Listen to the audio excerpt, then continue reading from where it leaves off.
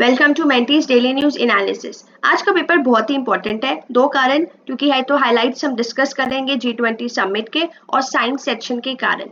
आज हम डिस्कस करेंगे हिंदू न्यूज़पेपर को। I have gone through Indian Express as well, लेकिन जो डिक्लेरेशन और इनिशिएटिव है G20 समिट की, वो कंपैरेटिवली हिंदू में ज्यादा अच्छे से एक्सप्लेन की गई है, तो you can skip the Indian express today.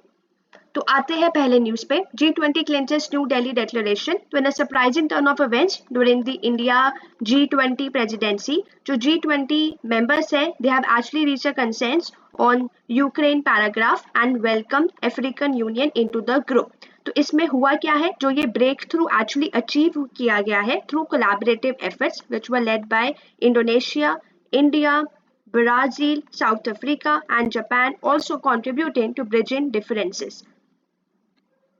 Next है Japan as G7 chair bridge gap with West on Ukraine. तो जो जापान है as a current president of the G7 group of advanced economy, it has played a crucial role in finding a compromise. Compromise किसके regarding? Regarding with reference to Russia's war in Ukraine in the G20 leader declaration at New Delhi summit. अब यहाँ पे जो ये concurrent presidencies हैं कौन कौन सी, India की G20 में and Japan की G7 में, actually it has played a significant role in bridging differences, we can say, between Western countries and Global South on various key issues including Ukraine. Initially एक और भी साथ में sign किया गया था इंडिया और जापान का, जो एक एग्रीमेंट है किसके लिए, Mumbai Ahmedabad high speed rail corridor. Launch of global biofuel alliance, key movement in quest for clean energy. So India ने लॉन्च करा है ग्लोबल बायोफ्यूल अलायंस। ये एक सस्टेनेबिलिटी इनिशिएटिव है, इसका एम है हम प्रमोट करें बायोफ्यूल्स को वर्ल्ड वाइड। तो यहाँ पे हुआ ये है कि prime minister has actually called on G20 nation, that is including US, Brazil, Italy and others to join the alliance and increase ethanol blending and petrol to 20% globally. अब जो अलायंस के फाउंडिंग मेंबर्स कौन कौन से थे, Argentina, Bangladesh, Brazil, Italy, Mauritius, South Africa, UAE and US, with Canada and Singapore as observer country. अब ensure क्या हमें करना है यहाँ पर, वी हैव टू इंश्योर कि एक स्टेबल और अफोर्डेबल सस्टेनेबल बायोफ्यूल की सप्लाई यहाँ पर रहे। एंड साथ ही में यहाँ पर in an event, Prime Minister Modi has also proposed G20 satellite for environment and climate observation. Next है highlights में Odisha's Konark Wheel takes center stage at G20 venue. So it is a replica, we can say, of the Konark Wheel, an iconic symbol from Odisha Sun Temple. Actually, it has served as a backdrop when Narendra Modi's welcome handshake with G20 leaders at the summit in New Delhi. तो यहाँ pay feature किया गया है G20 का logo on one side and जो theme है India की presidency का, Vasudhaiva Kutumbakam, that is one earth and one family one future, और दूसरी तरफ पे आपने ये सिंबल। अब जो यहाँ पे हमारे लिए इम्पोर्टेंट है कि जो कोणार्क व्हील है, it is actually dating back to the 13th century during the reign of the Narasimha Deva I, which actually created a, we can say, a culturally significant setting for the leaders arrival, जब वो arrive किए गए थे।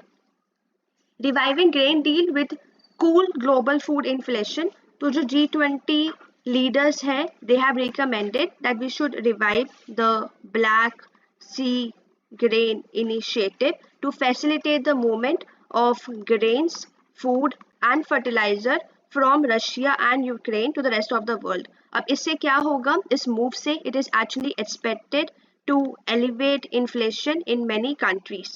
Even union finance minister Nirmala Sitharaman ने भी explain करा है कि इंडिया की जो इन्फ्लेशन है वो प्राइमरली किस फैक्टर से ड्रिवन है, जैसे कि monsoon pattern, supply side pressures, then unlike other जो बाकी नेशंस है, they are actually heavily import, like heavily जो उनका इम्पोर्टेंट है, डिपेंडेंसी है, वो आपकी ग्रेन इम्पोर्ट्स पे है for their consumption. G20 leaders declaration note need for more finance to arrest global warming. तो जो G20 leader declaration है, it has to recognize the need, because we need a lot of money, about 5.8 to 5.9 dollar trillion, if for the developing country has to switch to clean energy before 2030.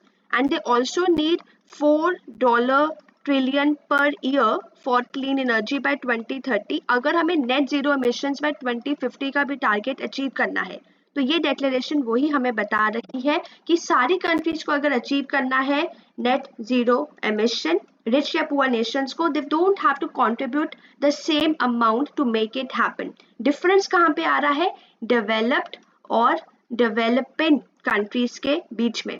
बाकी ये promise किया गया था since 2010 that $100 billion would be actually collected each year, और ये developing nations को दिया जाएगा by 2020 to fight climate change. लेकिन अभी तक हुआ क्या है कि we can say that but not that much money has actually been sent. तो इसलिए अब जो डिक्लेरेशन है it is finally meet in its goal in 2023, और ये डिक्लेरेशन टारगेट्स लगा रही है कि हमें ग्रीन हाउस गैस एमिशंस को बाय 43% कट करना है बाय 2030, और इनकरेज करना है कि हम 3 times मोर क्लीन एनर्जी यूज करें बाय 2030।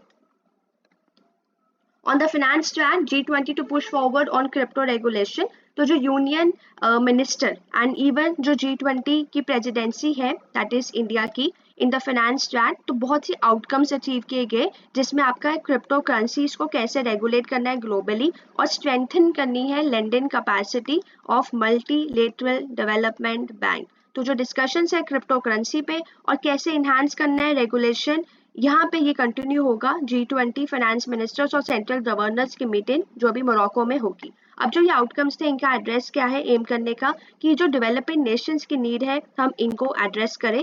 एक ग्लोबल कंसेंस को जो इमर्ज हो रहा है, एक कोऑर्डिनेटेड और कॉम्प्रिहेंसिव पॉलिसी फ्रेमवर्क की जरूरत है क्रिप्टो एसेट को रेगुलेट करने के लिए। यहाँ पर अब इंडिया की जो प्रेसिडेंसी है वो यहाँ पे एक्चुअली पाइवटल रोल प्ले कर सकती है अगर हमें ये एजेंडा अचीव करना है। G20 nation to focus on global food security. तो जो G20 लीडर डेक्लेरेशन है यहाँ पे एक और हाईलाइट आई है, our commitment to global food and nutritional security aligned with G20 Deccan high level principles on food security and nutrition that is 2023। अब यहाँ पे लीडर्स एम्फसाइज कर रहे हैं कि क्या इम्पोर्टेंस है स्ट्रेंथनिंग की अगर हम एक कॉपरेशन करेंगे क्लाइमेट रिसाइलेंट और न्यूट्रिशियस ग्रेन जैसे कि मिलेट, देन ट्रेडिशनल क्रॉप्स जैसे कि राइस, व्हीट एंड मेज, और कैसे हम इम्प्रूव कर सकते हैं एक्सेस टू फर्टिलाइजर, इन्हांस कर सकते हैं सॉइल हेल्थ और इंक्रीज कर सकते हैं agriculture productivity. While reducing, we should actually focus on even reducing food loss and waste. India and UK agree to continue to work at pace towards a free trade pact. तो prime minister and साथ ही में British counterpart we can say Rishi Sunak discuss progress of India UK free trade during a bilateral summit at G20। तो इन्होंने यहाँ पे अपना जो FTA इश्यूज आ रहे थे, नेगोशिएशंस यहाँ पे बात करिए कि it would be resolve promptly if we have to achieve a balance and mutually beneficial agreement. India proposes G20 satellite for climate observation. तो हमने जैसे कि देखा कि prime minister Narendra Modi has propose launch of G20 satellite mission for environment and as well as climate observation, which का aim क्या है that we should assist countries in global south. अब साथ ही में इसके जो बेनिफिट्स है it will be actually for all the humanity and extend an invitation to all the G20 nation to participate in this initiative. India, Saudi Arabia join European Union and US for economic corridor project। तो अभी हुआ ये है कि India along with Saudi Arabia and along with European Union and US has actually launched 2 significant initiative। पहला तो है Partnership for Global Infrastructure and Investment that is PGII, and next is India और Middle East और Europe Economic Corridor। और ये जो है it has actually happen on the sidelines of the G20 summit. 67 species of reptiles, 59 amphibians recorded in the survey. तो यहाँ पे species कहाँ पाई जा रही है, उसका क्या IUCN स्टेटस है, बस इतना ही आपको एग्जाम के लिए पता होना चाहिए। जो स्पीशीज के नाम है, make sure to have and to know their IUCN status, क्योंकि यही स्पीशीज और कहाँ पाई जाती है, क्योंकि ये यही इन्हीं दो पैटर्न पे ही एनवायरनमेंट से यूपीएससी कितने सालों से क्वेश्चन पूछ रहा है। Scientists grow a model of human embryo in the lab. तो ये science section से है that researchers have actually achieved a breakthrough in studying like we can say human, which is development by creating a complete model of the human embryo in the lab. And ये वाला हमने Indian express के article में भी discuss करा था कि जो ये एक्चुअली मॉडल है, it spans from implantation into uterus to 14 days after fertilization. Rising sea level, so recent study जो नेचर में एक्सप्लोर की गई है कि कैसे जो एंशिएंट कोस्टल हैबिटेट्स थे, दे वर adapted to rising sea levels over 10,000 years ago, and they have used this knowledge to predict changes in the coastal ecosystem due to the projected sea level rise in the century. तो study हमें ये बता रही है कि जैसे ही higher global temperature होगा, उससे सी लेवल राइज होगा, जिससे क्या होगा, इंस्टेबिलिटी होगी और बहुत सारी ट्रांसफॉर्मेशंस कॉज होगी कोस्टल इकोसिस्टम में। अब कैसे हैबिटेट्स जैसे कि मैंग्रोव्स एंड साथ ही में tidal marshes which actually provide crucial protection against erosion and support biodiversity, they are disappearing. Is the G20 a success for global cooperation? तो जो G20 समिट हुआ है अभी दिल्ली में, और बहुत सारे चैलेंजेस थे जैसे कि हमने डिस्कस कर रहे थे, कोविड-19 पैंडेमिक था, यूक्रेन कॉन्फ्लिक्ट था और जियोपॉलिटिकल जो टेंशंस थी। तो समिट का एम क्या था कि हमें अचीव करें, कंसेंस अचीव करें इन सब इश्यूज पर। तो जो न्यू दिल्ली एक्चुअली डिक्लेरेशन है, वो मेजर आउटकम था इस समिट का, जो हाईलाइट कर रहा है climate change, finance, fossil fuel phase out, डेप्ट रिस्ट्रक्चरिंग को लेकर, डिजिटल इंफ्रास्ट्रक्चर को लेकर कि कैसे रेगुलेशन करनी चाहिए, और साथ ही में यहाँ पे G20 में जो इंडिया का प्रेसिडेंसी है वो बहुत ज़्यादा इंपॉर्टेंट हुआ। कैसे? Because we have actually fulfil our commitment to inclusivity. Inclusivity of African Union was actually a notable achievement for India, क्योंकि यहाँ पे it will balance the influence of major powers within the G20. What should be done with electronic waste? तो अभी India explore कर रहा है बहुत सारे तरीके कि हम कैसे इलेक्ट्रॉनिक वेस्ट को इफेक्टिवली मैनेज करें। इलेक्ट्रॉनिक वेस्ट को, just a minute, electronic waste को हम कैसे इफेक्टिवली मैनेज करें।